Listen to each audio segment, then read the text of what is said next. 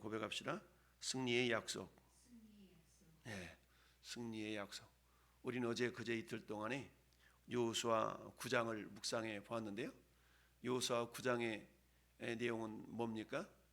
기브온 족속들이 자신들의 신분과 위치를 속이고 와서 여호수아에게 화친을 맺었던 사건이죠. 그 핵심이 무엇이었나요? 한마디로 말하면 여호와께 묻지 아니하고, 그렇죠? 여호와께 묻지 아니하고 그들과 화친을 맺고 보니까 그 결과가 사흘 만에 드러났죠. 그들은 가까운 곳에 있는 그야말로 족속이라는 것을 알게 되었죠. 그럼에도 불구하고 어때요? 이제 그들이 여호와의 이름으로 맹세하였다는 그 이유 하나만으로 기브온 족속들을 어찌할 수 없는 그런 상황에 몰려들다 보니까 어떻습니까? 모든 백성들이 그야말로 그 족장들과 그 다음에 여호수아를 원망하고 불평하고 이런 일들이 발생하게 되었죠. 그러자 이제 이 기브온 사람들을 불러서 책망하듯 따져봤지만 이미 여호와의 이름으로 맹세하였기 때문에 그들을 어찌할 수가 없었고, 그 일로 말미암아서 기브온 족속들은 결국 어떻게 되었어요? 물 깃고 장작 패는 그야말로 여호와의 성전에서 일하는 그런 일꾼들로 봉사하며 섬기며 살아가는 자들이 되었다. 만약 그렇게 되지 않았더라면 그들은 그야말로 멸망당하는 족속이 되고 말았을 것인데, 그렇게 해서라도 살아보려고 하는, 그렇지 보면 몸부림이었다라고 말할 수가 있겠죠. 이 모습을 하나님께서는 어때요? 여호수아에게 책임을 묻지 않고 족장들의 책임을 묻지 않냐고 그들의 권위를 인정해 주셨다라는 것을 우리가 볼 수가 있는데요. 어쨌든 그런 상황 가운데서 이 기브온 족속들은 그야말로 이스라엘 백성들을 위하여 섬기며 헌신하는 그런 삶을 살게 되는데요. 이제 10장에 넘어오면서 위기를 당하게 되는데 그 위기는 어떤 위기입니까? 기브온 족속들의 위기죠. 자, 1절은 이렇게 시작합니다. 그때에 여호수아가 아이를 빼앗아 진멸하되 여리고와 그 왕에게 행한 것 같이 아이와 그 왕에게 행한 것과 또 기브온 주민이 이스라엘과 화친하여 그 중에 있다 함을 예루살렘 왕 아도니세덱이 듣고, 그랬죠? 여러분, 세상 사람들은 우리 믿는 사람들을 주목하여 보고 있다는 사실을 우리가 기억해야 됩니다. 그러면서 어때요? 우리 예수 믿는 사람들이 자그마한 실수를 하나라도 할라치면 그들은 득달같이 달려들어서 어떻습니까? 왜 그렇게 하냐고 이렇게 핀잔을 하고 따져들고 이런 경우가 많이 있습니다. 예수님을 믿지 않는 사람들이 저지른 실수는 그냥 넘어가죠. 당연하다는 듯이 그렇게 넘어가지만 예수 믿는 사람들, 즉 세상 사람들의 말로는 야, 교회 다니는 사람들이 왜 저래? 라고 자기들은 하지도 못하는 그런 도덕적인 기준의 삶을 우리 예수 믿는 사람들한테는 그들이 은근히 기대하는 것을 보게 됩니다.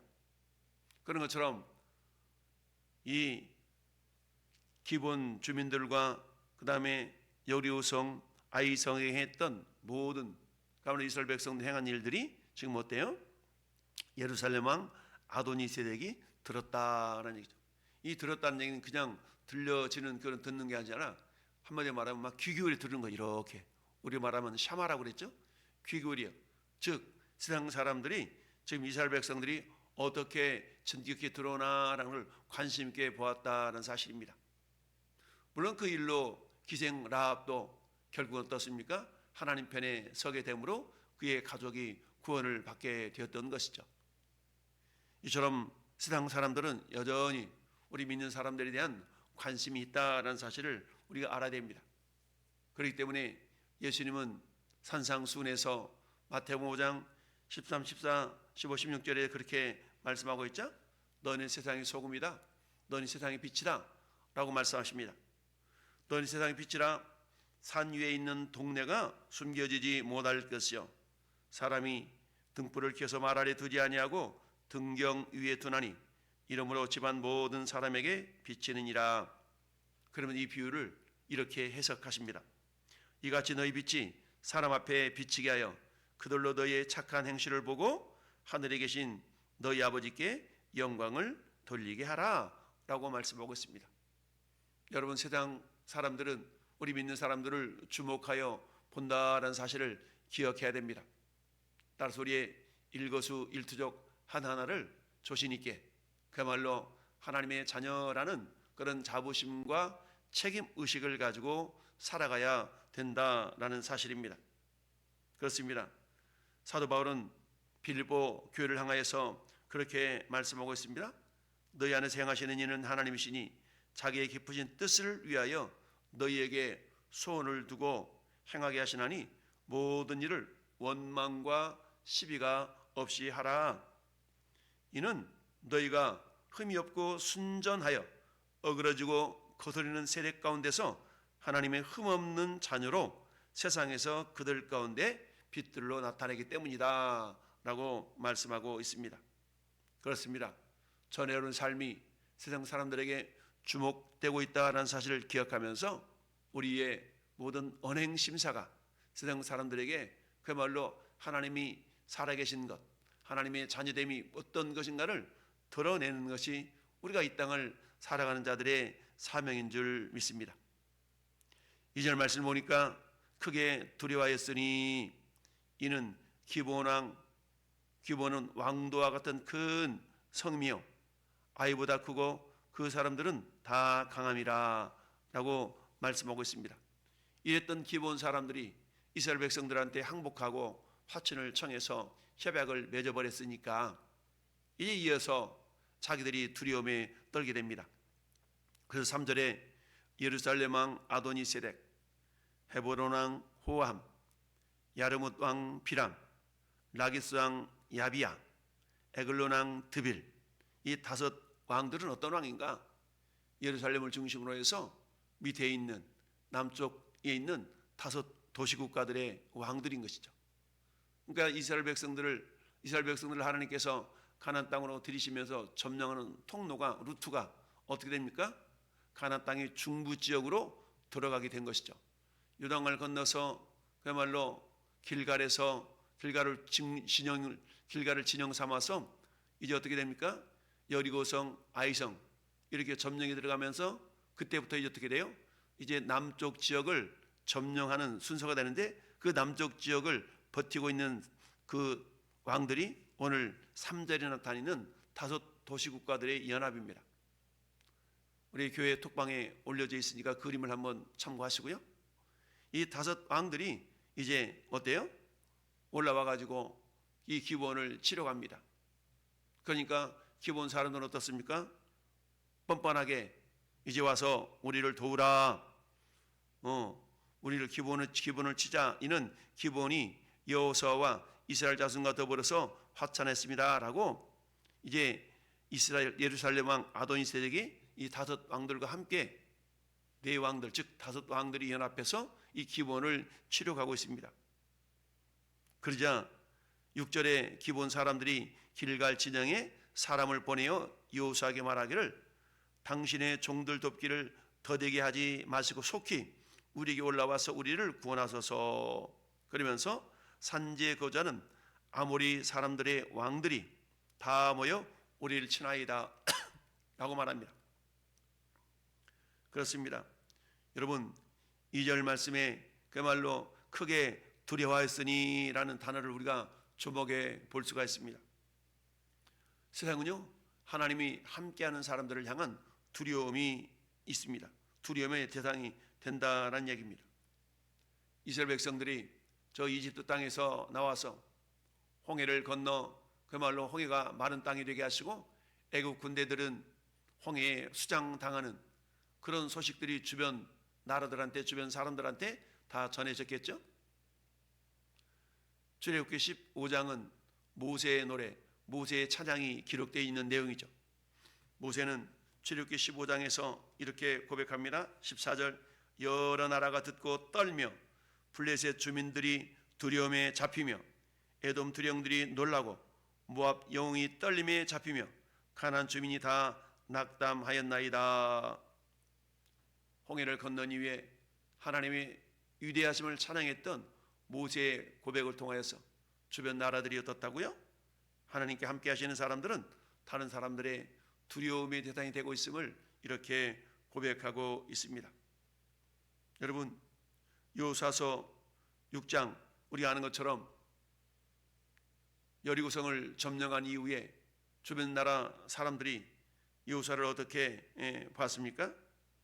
여호와께서 여호수아와 함께 하시니 여호수아의 소문이 그 온 땅에 퍼지니라 라고 말씀하고 있습니다. 하나님과 함께 하시는 사람은 세상 사람들로 하여금 두려움의 대상이 될 수가 있다는 사실을 우리가 알고 어떤 상황 속에서도 당당할 수 있어야 됩니다. 그렇다면 왜 세상은 하나님 함께 하시는 사람들을 향해서 두려움의 대상으로 여기고 있을까요? 그것은 하나님 함께 하시는 사람들을 통해서 하시는 하나님의 역사는 인간적인 방법을 초월해서 나타나는 많은 일들이 있기 때문이죠. 홍해의 기적, 인간의 능력이 아니죠. 저 이집트에서 행하셨던 장자를 죽이는 여러분 유월절 사건, 그리고 어떻습니까? 여리고성을 하루 한 번씩 돌고 7번째 날에 7바퀴를 도는 그리고 외치는 그 소리로 말미암아 무너지는 사건, 이 모든 것들은 어때요? 사람의 능력이 아니라 하나님의 함께 하심을 드러내는 그런 불가항력적인 방법으로 하나님의 역사가 나타나기 때문이죠. 두 번째는 뭡니까? 하나님과 함께 하신 사람들 가운데서 하나님은 어떻습니까? 하나님의 능력이 나타난다는 사실을 그들이 보고 있기 때문입니다. 한마디로 말하면 어때요? 그것은 임마누엘의 약속으로부터 시작되는 것 아니겠습니까?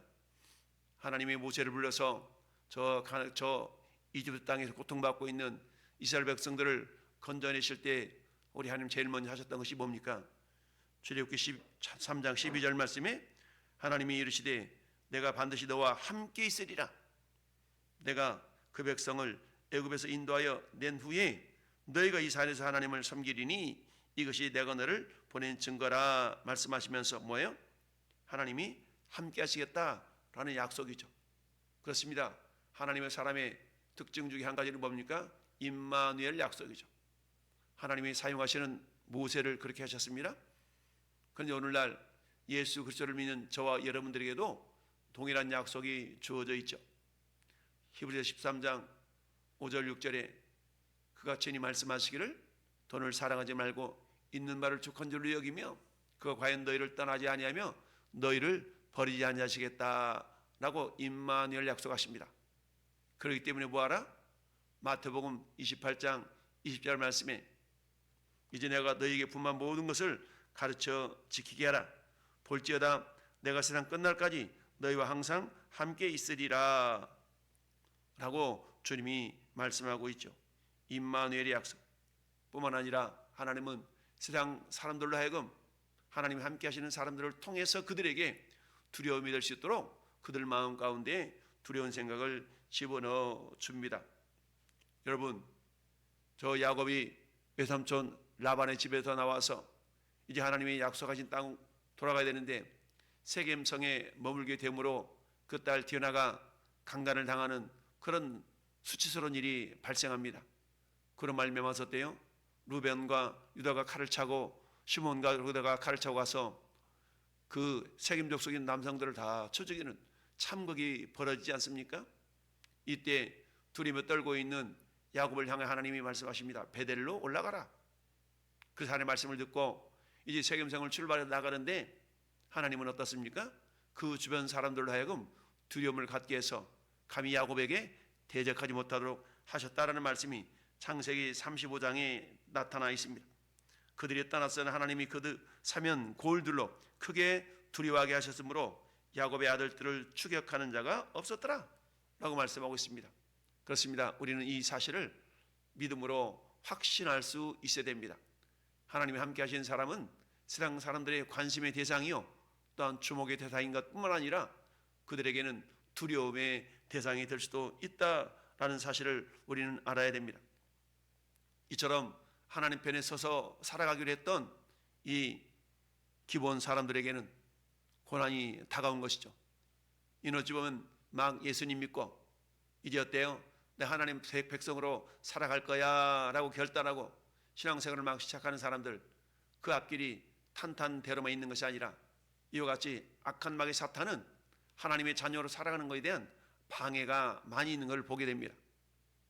우리 새롭게 신앙생활을 같이 한 우리 최수빈 우리 자매님도 마찬가지죠. 마음 먹고 신앙생활을 하러 가니까 어때요? 어려움이 있습니다. 그 어려움은 가까이 있는 가족으로부터 또는 환경적인 그런 어려움들이 당하게 되죠. 그런데 주님 말씀합니다. 너희가 내 이름으로 말미암아 모든 사람에게 미움을 받을 것이나 끝까지 견디는 자는 구원을 받으리라. 따라서 우리 믿음의 성도들은 함께 권면하고 협력하고 사랑하고 격려해서 사는 것 사는 걸 격려하며 그 믿음이 끝까지 이룰 수 있도록 우리가 함께 도와줘야 될 줄로 믿습니다. 이런 상황 가운데 하나님은 어때요? 결국 8절 말씀에 그때 여호와께서 여호사에게 이르시되 그들을 두려워하지 말라. 내가 그들을 네 손에 넘겨 주었다 라고 주님이 약속해 주셨습니다. 넘겨 주었다. 여러분, 그렇다고 하나님의 능력이 약속한 자들을 통해 나타나긴 하지만 약속을 받은 사람들은 그저 가만히 지키만 보고 있어서는 되지 않습니다. 9절 말씀에 여호수아가 길갈에서 밤새도록 올라가 갑자기 그들에게 이르렀다. 여러분, 밤새도록 올라갔다는 이 단어 속에는 하나님의 약속을 받은 사람들이 어떤 태도를 지녀야 될 것인가를 보여주고 있습니다. 즉 최선을 다하는 그런 태도가 우리에게 필요함을 보여주고 있습니다. 여러분, 자, 하나님의 열심이라는 것은 순종하고자 하는 자의 마음에 인간의 수준을 초월하는 고귀하고도 탁월한 열심의 불을 지피는 것이다 라고 말할 수가 있는데요, 우리가 잘 아는 D.L. 무디는 이런 고백을 했습니다. 하나님께 모든 것이 달려있는 것처럼 기도하고 나에게 모든 것이 달려있는 것처럼 일하라. 한번 고백해 볼까요? 하나님께 모든 것이 달려있는 것처럼 기도하고 나에게 모든 것이 달려있는 것처럼 일하라. 아멘. 그렇습니다. 하나님께 모든 것이 달려있는 것처럼 우리가 어때요? 기도하고 그리고 나에게 모든 것이 달려있는 것처럼 일하라. 오늘 여호수아가 그런 모습입니다. 길갈에서 밤새도록 올라가서 갑자기 그들에게 이르렀다. 그지 하나님께서 어때요? 여호와께서 그들을 이스라엘 앞에서 패하게 하심으로 그들을 살리겠어. 근데 결국 그렇게 해서 죽인 사람보다 우박을 하나님께서 하늘에서 내려서 죽인 숫자가 더 많았다라고 말씀합니다. 우리의 최선의 수고와 노력을 하나님은 외면하지 아니하시고 하나님이 약속이 있다 할지라도 왜 그러지 않습니까? 예루살렘을 하나님께서 양떼로 사람의 수를 양떼와 같이 채우리라 라는 약속의 말씀이 있다 할지라도 그래도 이루어지기를 내게 구하여야 할지라. 우리는 하나님의 약속을 믿고 최선을 다하는 가운데 놀라운 기적의 역사가 나타날 줄 믿습니다. 오늘도 하나님 우리 십자가에서 이미 이루셨던 그 승리를 부여잡고 어떤 어려움 속에서도 주님의 십자가를 바라보며 승리하는 우리 모든 성도가 될 수 있기를 예수님의 이름으로 축원합니다. 아멘.